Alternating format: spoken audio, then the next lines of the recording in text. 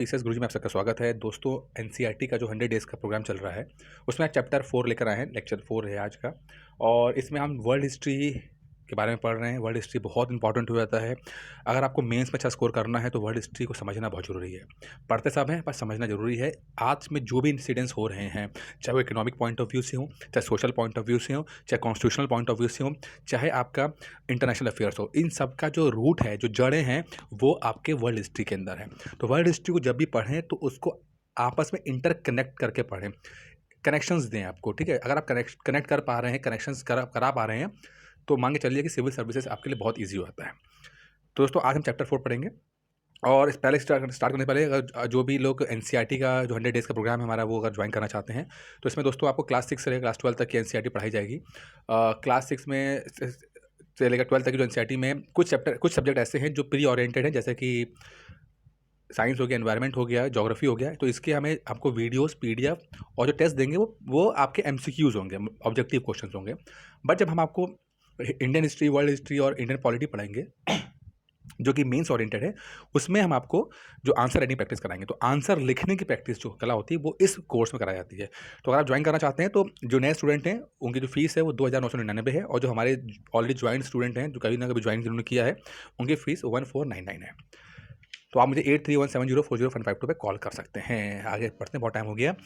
Europe में समाजवाद और रूसी क्रांति। रूसी क्रांति आज नहीं पढ़ेंगे, समाजवाद पढ़ेंगे, ठीक है? रूसी क्रांति अगले चैप्टर में पढ़ेंगे, अगले वीडियो में पढ़ेंगे। समझते हैं, थोड़ा सा ध्यान सुनिएगा, समझते हैं, ठीक है?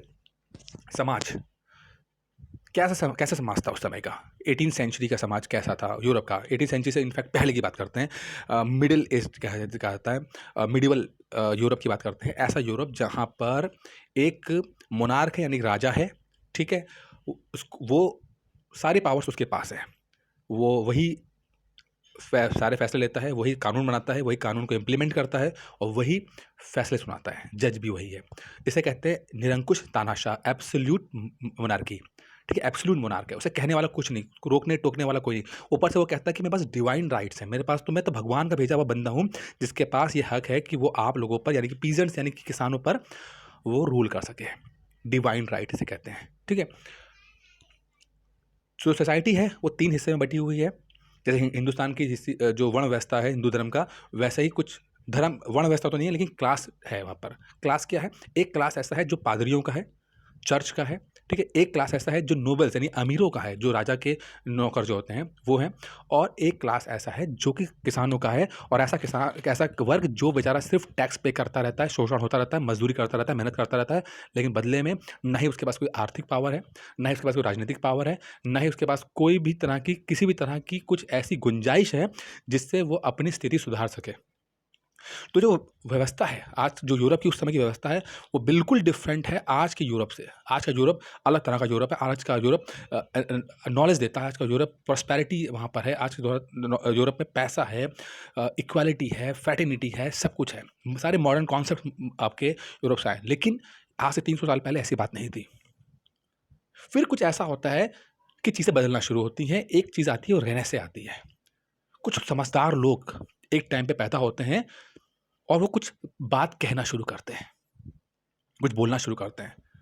वो कहते हैं, नहीं, ऐसा नहीं है, इंसान तो बराबर होता है। पैदा सब जब होते हैं, सारे इंसान बराबर होते हैं। कोई ऐसा नहीं है कि जो राजा को भगवान ने ऊपर से भेज दिया हो। भगवान क्या होता है? भगवान तो अपना काम है, लेकिन कुछ ऐसे कानून हैं जो भगवान भी बदल नहीं सकता। कुछ नेचर के ऐसे जो नियम कानून हैं जिसको भगवान भी इंटरफेयर नहीं कर सकता। इस बीच में 2 चीज़ें होती हैं। पहली चीज़ होती है कि यूरोप के लोग ट्रेड करना शुरू करते हैं, व्यापार करना शुरू करते हैं, और इसके लिए वो दुनिया के अलग-अलग हिस्से में जाते हैं। कुछ लोग इंडिया आ जाते हैं, कुछ लोग अमेरिका चले जाते हैं, और वहाँ पे इंटरैक्शन शुरू हो जाता है। वहाँ की सभ्यताओं से, वहाँ के लोगों से, वहाँ के कॉन्सेप्ट जो होते हैं, वहाँ की जो फिलॉसफी है, वहाँ से इंटरैक्शन शुरू होता है। पैसा तो आ ही रहा होता है, लेकिन इंटरैक्शन शुरू होता है, व्यापार हो रहा होता है, पैसा भी आ रहा होता है, नॉलेज भी आ रही होती है, समझ भी आ रही होती है। इसी बीच में एक बंदे ने प्रिंटिंग प्रेस का आविष्कार कर दिया। प्रिंटिंग प्रेस ने वो काम कर दिया जो इतने सालों से नहीं हो पाया था। जो फिलोसफर्स ने लिखा वो अब लोग पढ़ सकते थे। लोग पढ़ सकते थे किताब के रूप में, लोग पढ़ सकते थे और डिस्कस कर सकते थे। सैलून थे वहाँ पर, क्लब बन गए, जो फिलोसफर्स बोलते थे वो डिस्कस किया जाता था। अब बातें होने लगी, अब बातें होने लगी इक्वालिटी की, बात होने लगी फ्रेटर्निटी की, इस कॉन्सेप्ट की बात होने लगी कि नहीं, नहीं बराबर सब होने चाहिए और इसके ऊपर लोग आपस में वाद-विवाद करने लगे। चीज़ें डेवलप होना शुरू हो गई, ठीक? इसी बीच में एनलाइटमेंट पीरियड आता है, पुनर्जागरण का पीरियड आता है और इसकी पुनर्जागरण के पीरियड के बाद आपका फ्रांस की क्रांति हो जाती है। अमेरिकन क्रांति भी होती है और साथ में फ्रांस की क्रांति भी होती है और वहाँ से चीज़ें बदलना शुरू होती हैं। वहाँ से फिर हमें डेमोक्रेसी के बारे में पता लगता है। डेमोक्रेसी, रूसो बोलता है कि डेमोक्रेसी होनी चाहिए। मॉन्टेस्क्यू बोलता है कि नहीं, नहीं एक संस्था ऐसी होनी चाहिए कि जो जुडिशरी अलग होनी चाहिए, सरकार अलग होनी चाहिए और कानून बनाने वाले अलग होना चाहिए। सिर्फ़ राजा के पास सब कुछ नहीं होना चाहिए। तो कुछ ऐसी-सी बातें जो बोलती है जो आज के हिसाब से इम्प्लीमेंट आज हमारे क्या देखते हैं कि सरकार अलग है, पार्लियामेंट अलग है, जुडिशरी अलग है। तो मॉन्टेस्क्यू ने आज से 250 साल पहले, 300 साल पहले बोल दिया था इस बात को, जिसको हम आज इम्प्लीमेंट कर रहे हैं। हम नहीं, सभी लोग इम्प्लीमेंट कर रहे हैं। डेमोक्रेसी तब थी, आज भी जो बात बोली गई आज वो उसकी बोला गया। रिपब्लिक सिस्टम, गणतंत्र क्या होता है कि जो राजा होगा ऐसा नहीं होगा कि वो उसके मरने के बाद उसका बेटा ही बन जाएगा, ऐसा भी नहीं होना चाहिए। तो राजा की पोस्ट होगी, वो जो भी काबिल व्यक्ति होगा बन सकता है, ऐसा कोई हेरेडिटरी नहीं हो गया। तो गणतंत्र हमारे देश में भी गणतंत्र है। तो ये सब चीज़ें निकलना शुरू हुई वहाँ से, ठीक है? अच्छा, इसी बीच में जो सब चीज़ें हो रही थी, तो इंडिया के लोग, खासकर राजा राम मोहन रॉय, उस समय की बात करते हैं, राजा राम मोहन रॉय और एक और था बंदा डिजेरियो, एक वो टीचर हुआ करता था।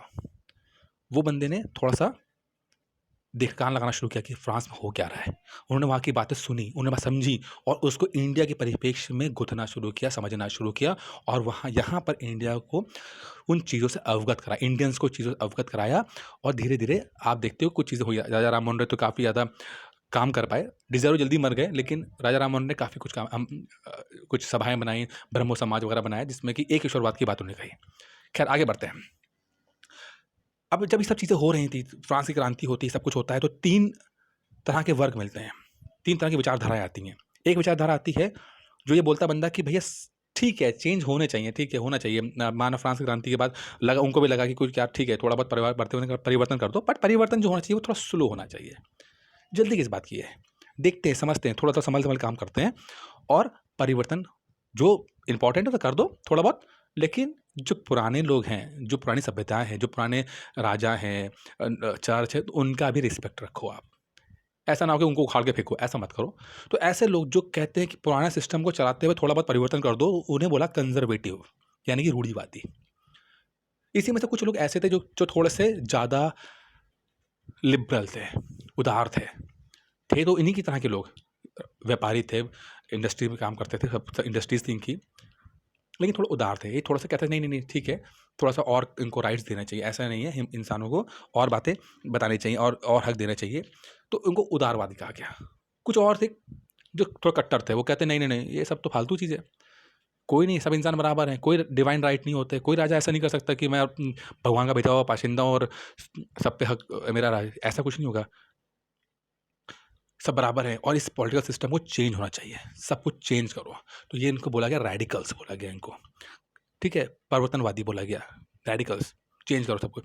तो इस तरह की चीज़ें हुई और ये आपस में ये सब सारी फिलॉसफीज़ आपस में इंटरैक्ट करने लगी, आपस में ये एक दूसरे से गुत्थम-गुत्ती करने लगे और एक तरह का समुद्र मंथन हुआ और समुद्र मंथन से चीज़ें निकलना शुरू हुई। अभी आप देखोगे क्या-क्या निकलना और इसमें से निकलना शुरू हुई, समाजवाद वगैरह निकलना शुरू हो गया, जो पढ़ेंगे अभी हम, ठीक है? ये उदारवादी, रेडिकल्स और रूढ़िवादी हमने पढ़ लिया है, ठीक है? थोड़ा और एनसीईआरटी में दिया गया, हम पढ़ लेते हैं कि उस समय का जो वक़्त था, देखिए उस समय वहाँ पर क्या था कि धर्म जो है, ज़्यादा सेक्युलर लोग सेक्युलर नहीं थे। मतलब कि अपना जो मत है, वही सब कुछ है, बाकी दूसरे मत को नहीं मानेंगे। जैसे कि फ्रांस में उस समय कैथोलिक हुआ करते थे, कैथोलिक चर्च है ना, क्रिश्चियंस कैथोलिक थे। उन्होंने अपना एक तरह का सिस्टम बना रखा था। इसी बीच में एक मार्टिन लूथर नाम का बंदा आता है और बोलता है कि नहीं, नहीं कैथोलिक चर्च वालों, तुमने गलत किया है, क्रिश्चियनिटी का तुमने गलत फ़ायदा उठाया है, बाइबल में कहीं भी नहीं लिखा है ऐसी बातें और तुम जो है वो ऊट-पटांग बातें बता रहे हो। अब विवाद हो गया और जिन लोगों ने मार्टिन लूथर की बात मानी, वो कह रहा है प्रोटेस्टेंट, ठीक है? प्रोटेस्टेंट जो क्रिश्चियंस थे वो थोड़ा अलग थे, है क्रिश्चियंस थे लेकिन थोड़ा-सा अलग थे। अब इनमें विवाद शुरू हो गया, लेकिन जब चीज़ें शुरू हुई तो धीरे-धीरे इनकी एक्सेप्टेंस बढ़े, थोड़ा सेक्युलर ज़्यादा हो गए। सबको ज़्यादा मान अब बाकी लोगों को भी थोड़ा तवज्जो देना शुरू कर दी गई इसके अंदर, ठीक है? उदारवादी जो समूह था वो वंश आधारित शासकों की अनियंत्रित सत्ता के भी विरोधी थे। वो कहते थे कि यार राजा ऐसा नहीं कि राजा जो है वो कुछ को कंट्रोल करने वाला नहीं है। ठीक है? राजा जो चाहे कर दे, ऐसा नहीं। राजा जो है थोड़ा-सा काम करे, बट ऐसा नहीं कि फंडामेंटल राइट्स जो होते हैं, कुछ जो किसी बंदे के ऐसे अधिकार जो हैं, वो जो जो बहुत ज़रूरी अधिकार हैं, वो तो नहीं हनन करना चाहिए ना। और ये जो बहुत ज़रूरी अधिकार थे, उनको बोला गया फंडामेंटल राइट्स। इसका जो उदय हुआ है, वो फ्रांस से थोड़ा शुरू हुआ और जाके अमेरिकन रेवोल्यूशन में थोड़ा जाके वो निकल के आया। अमेरिकन रेवोल्यूशन में आप जाके देखते होंगे कि बिल ऑफ राइट्स की बात करता है, ठीक है? वहाँ से निकलते बाकी हिंदुस्तान में भी आया, बाकी दुनिया में भी गया। फंडामेंटल राइट्स कराए हमारे देश की में। उदारवादियों ने क्या कहा कि राजा ठीक है, राजा सब कुछ सही है, लेकिन राजा जो है वो कुछ राइट्स को तो यार ना छुए तो अच्छा है, ठीक है? तो यहाँ से फंडामेंटल राइट्स हमारे निकल के आते हैं। यह समूह प्रतिनिधित्व पर आधारित एक ऐसी निर्वाचित सरकार के पक्ष में था जो शासकों और अफसरों के प्रभाव से मुक्त और सुप्रशिक्षित न्यायपालिका द्वारा स्थापित किए जाने वाले कानून के अनुसार शासन कार्य चलाए। मतलब कि ऐसा सिस्टम बना है कि जुडिशरी अलग होनी चाहिए, एग्जीक्यूटिव अलग होनी चाहिए और लेजिस्लेशन अलग होना चाहिए। यानी कि कानून बनाने वाले लोग अलग होने चाहिए, कानून को चलाने वाले अलग होने चाहिए और कानून की रक्षा करने वाले जुडिशरी अलग होनी चाहिए। ये लिबरल्स ने कहा, ठीक है? डेमोक्रेटिक सिस्टम ठीक है, लेकिन डेमोक्रेसी वहाँ तक थी जहाँ तक प्रॉपर्टी राइट्स थी। यानी कि जिसके पास प्रॉपर्टी होगी वही बंदा वोट डाल सकता है, हर आदमी को वोट डालने का अधिकार नहीं था। ये उदारवादी लोग थे, लिबरल्स थे कि हाँ भाई वोट डालो, पर थोड़ा पैसा वैसा होना चाहिए तभी वोट डालो, नहीं फालतू की यहाँ पर कुछ ही चलेगा। ये उदारवादी थे।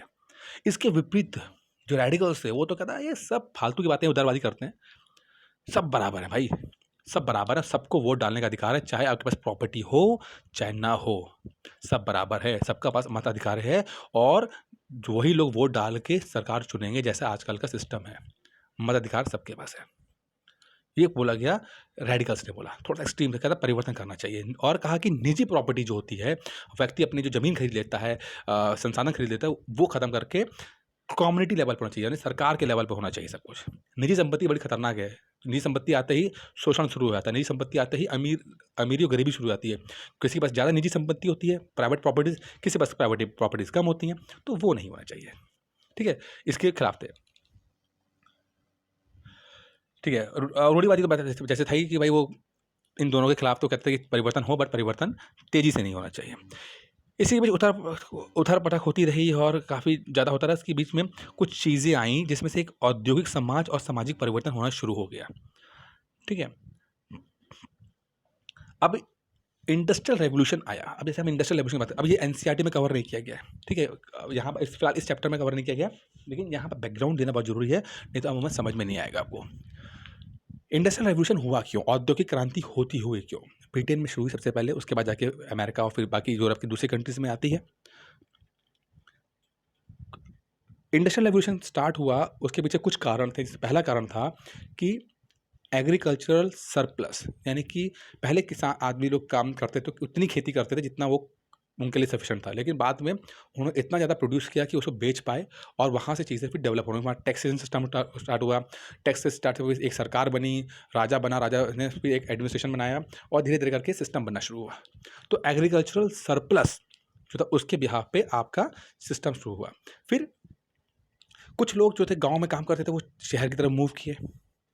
यहाँ पर इसी बीच में टेक्नोलॉजी का हुआ, कुछ लोग आए जैसे कि रॉबर्ट न्यूमन के कॉन्सेप्ट जो था स्टीम इंजन वाला, उसको जेम्स वॉट ने डेवलप किया और स्टीम इंजन बनाया जो कि टेक्सटाइल इंडस्ट्री के लिए बहुत इंपॉर्टेंट हुआ। पहले क्या होता था, भेड़ के बाल उतारे और हाथ से काटना पड़ता था, इसमें बहुत समय लगता था, बहुत महंगा पड़ता था। लेकिन जब स्टीम इंजन की खोज हुई तो टेक्सटाइल इंडस्ट्री में पावर लूम बन गए, मतलब कि अपने आप धागे बनना शुरू हो गए, जिससे कि जो टेक्सटाइल है, जो कपड़े की कॉस्ट है, बहुत बहुत कम हो गई।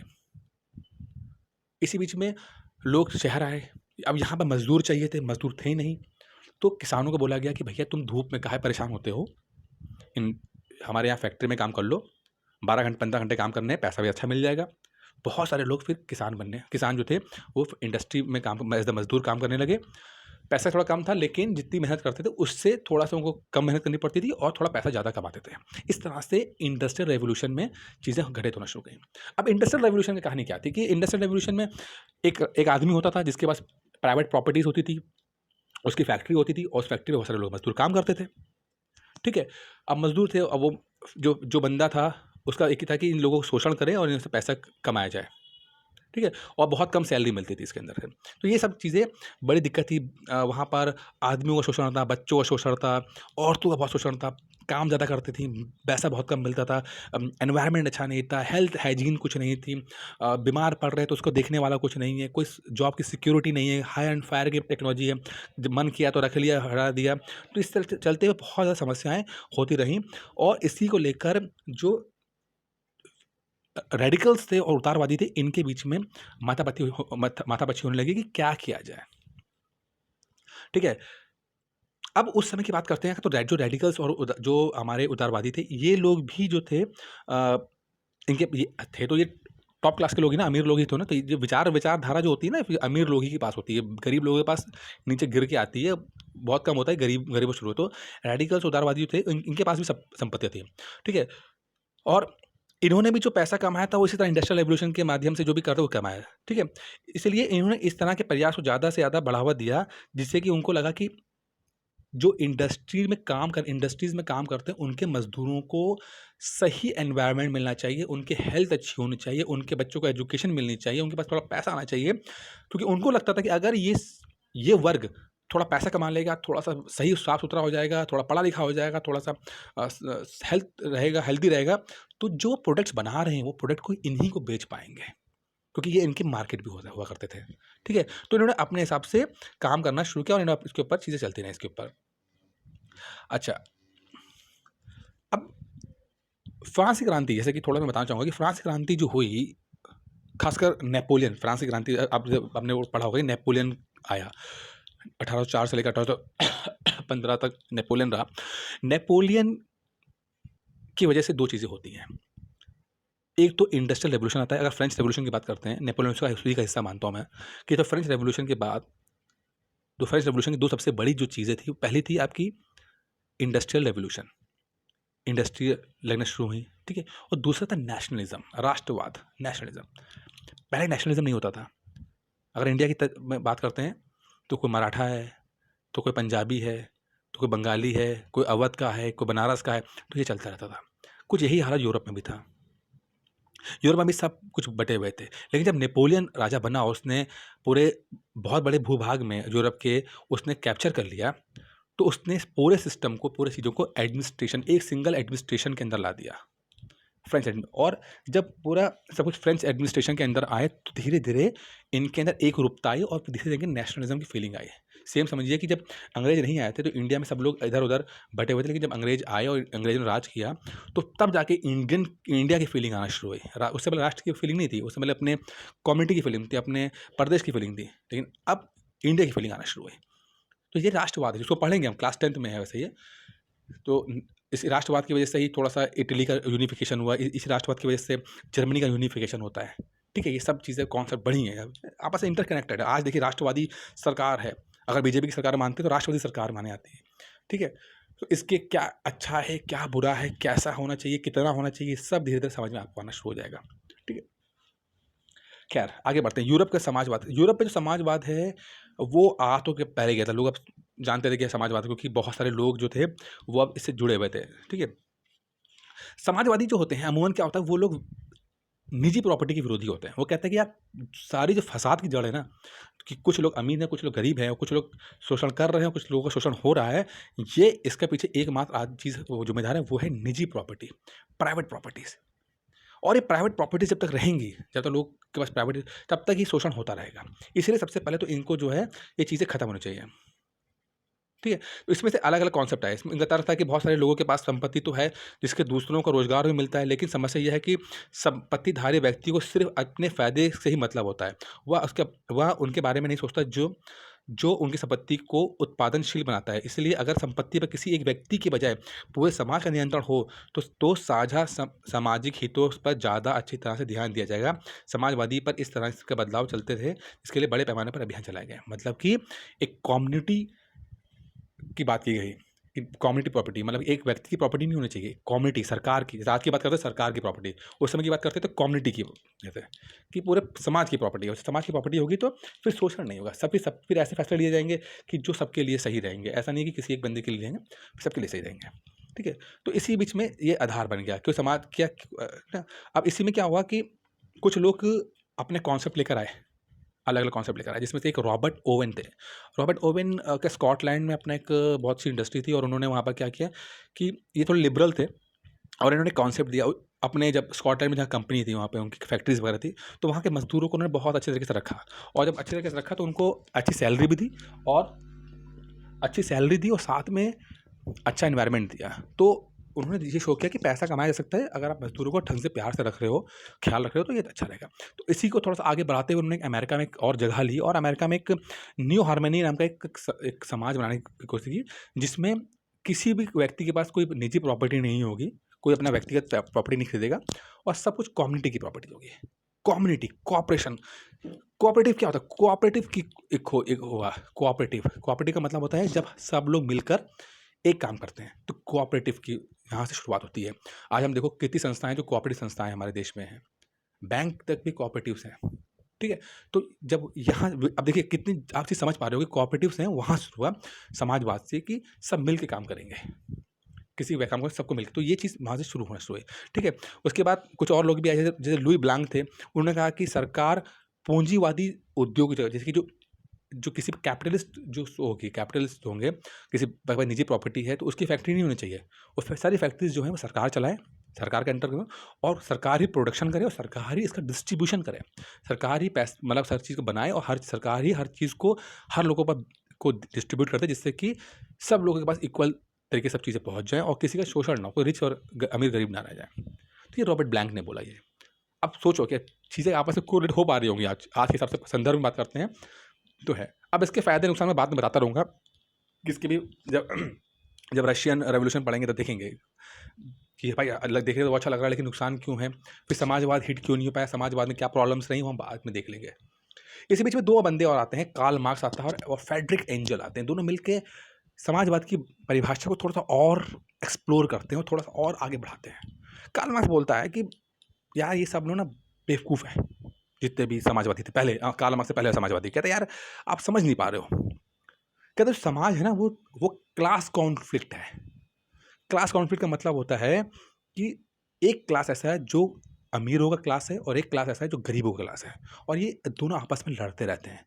अमीर लोग हमेशा कोशिश करते हैं किस तरह से गरीबों का शोषण करके संपत्ति अर्जित कर जाएँ, और गरीब लोग इस बात को करते रहते हैं किस तरह से अमीरों से ज़्यादा से ज़्यादा रियायतें ली जाएँ।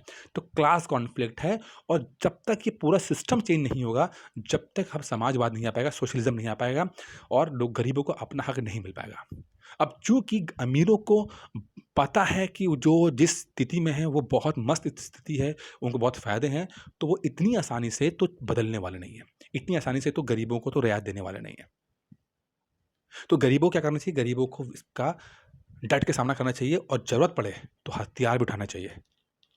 और यहीं से आप देखो मार्क्स जो नक्सली वगैरह जो होते हैं वो मार्क्स को करते हैं, मार्क्सिस्ट होते हैं। तो जो कार्ल मार्क्स ने कहा कि आप आवाज़ दो, लेकिन अगर ज़रूरत पड़े तो हथियार उठा लो, तो कॉन्सेप्ट यहाँ से आ रहा है, ठीक है? धीरे समझ में आ रहा होगा आपको। अब समाजवाद के लिए समर्थन जो थे, धीरे-धीरे देखिए चीज़ें हुई, अभी इसमें तो ज़्यादा कुछ नहीं, डेवलप होना शुरू हुआ। कहीं जर्मनी में, इंग्लैंड में कुछ ऐसे फैसले लिए गए जिससे मज़दूरों के जीवन में, जो वर्किंग प्लेस में थोड़ा सा इम्प्रूवमेंट हुआ, क्योंकि जैसे मैं पहले कह चुका था कि बिजनेसमैन के पॉइंट ऑफ व्यू से भी इंपॉर्टेंट है कि गरीब जो हैं वो थोड़ा सा उनकी परचेजिंग पावर ज़्यादा बढ़े, थोड़ा सा उनका एजुकेशन बढ़े, थोड़ा सा उनका हेल्थ हाइजीन बने, तो इससे उनके सामान बिकने शुरू हो जाते हैं, ठीक है। तो ये सब चीज़ें रहीं, इस पर थोड़ा सा सपोर्ट मिल रहा है, लेकिन चीज़ें धीरे धीरे होती रहीं। वो इसको हम बाद में और पढ़ लेंगे चीज़ें, अभी फ़िलहाल इतना समझ लेते हैं। बाकी जो क्वेश्चन जो हमें लगाना है वो लगाना है, समाजवाद क्या है और इसका उदय यूरोप में कैसे हुआ। तो इंग्लिश मीडियम वाले हैं, उनको मैं पीडीएफ भेजूँगा, तो उसमें नीचे आंसर वो क्वेश्चन दिया होगा, देखिएगा what is socialism and what are and how socialism grow in Europe. ये पूरा आपका इंग्लिश में क्वेश्चन हो जाएगा, ठीक है। तो बाकी इसका आंसर लिख दीजिएगा। उम्मीद करता हूँ पसंद आ गया होगा आपको ये लेक्चर, और कोर्स का करने का प्लान हो तो आप मुझे कॉल कर लीजिएगा। फिलहाल इस वीडियो में इतना ही है। धन्यवाद।